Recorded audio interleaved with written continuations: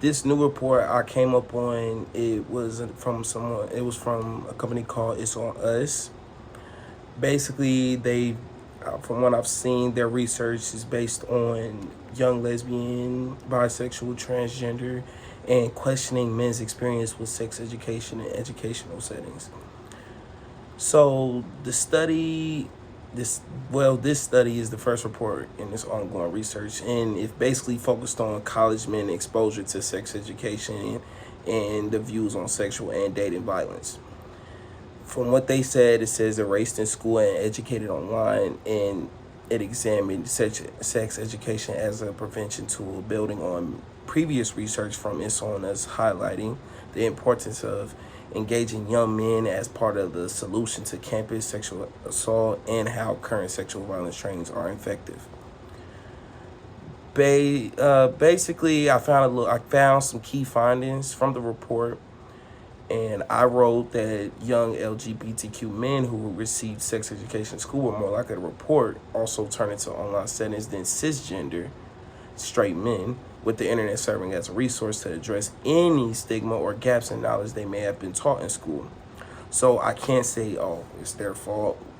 Sometimes it can be, but I'm going to be honest.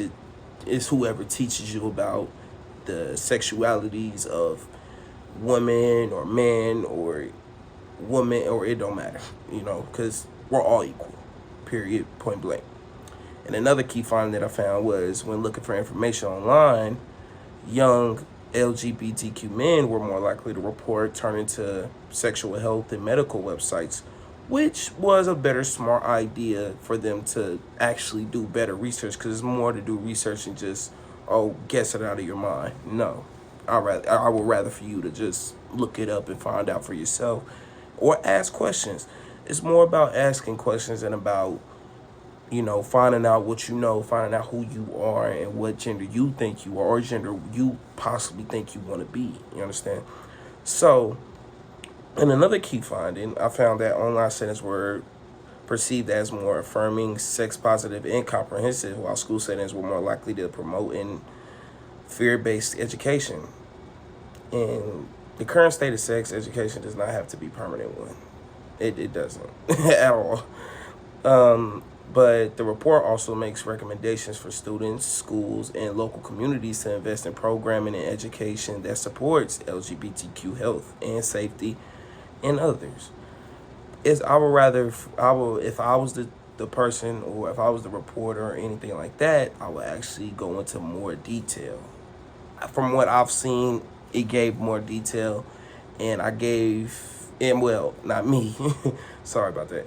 I didn't give more detail. They gave direct details, and I can say I really like this report because they had me understand where the LGBTQ men were like trying to state what they were doing and state that, oh, this is about, I want to learn more about sex education. I want to know about more than just sex. Like, I want to know about the cisgenders, the transgenders, the Mr. Mrs., all that. And another report that I found, basically that this is the first report in an ongoing research, and it focused on basically erased in school and educated online. And this previous research conducted by us on us, it really is. And the LGBTQ men were more likely to correctly distinguish healthy and unhealthy relationships, and it felt more comfortable discussing sexual violence than a broader sample of men. At a moment when diversity, equity, and inclusion programming faces destructive attacks, we must invest more into supporting LGBTQ students, not less. From the executive director of It's On Us, that's what they said. And they also said the responsibility to find accurate sex education that is representative of their identity should not fall on LGBTQ students when existing systems ignoring them. I absolutely agree. So in conclusion, I can say that I enjoyed this report, and this happened in September 25th, 2025, so this was not too long ago.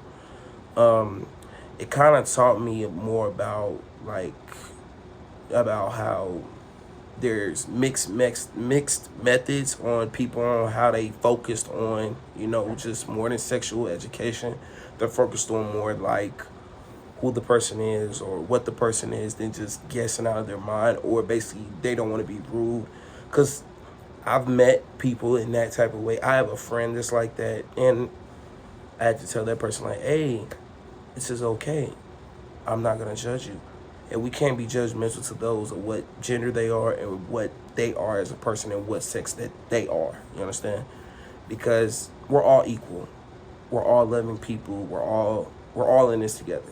Basically what High School Musical said. We're all in this together. We're everybody's different, but that's what makes us all human. That's all I have to say. My name is DJ Banks, and I hope you enjoyed this report. Thank you.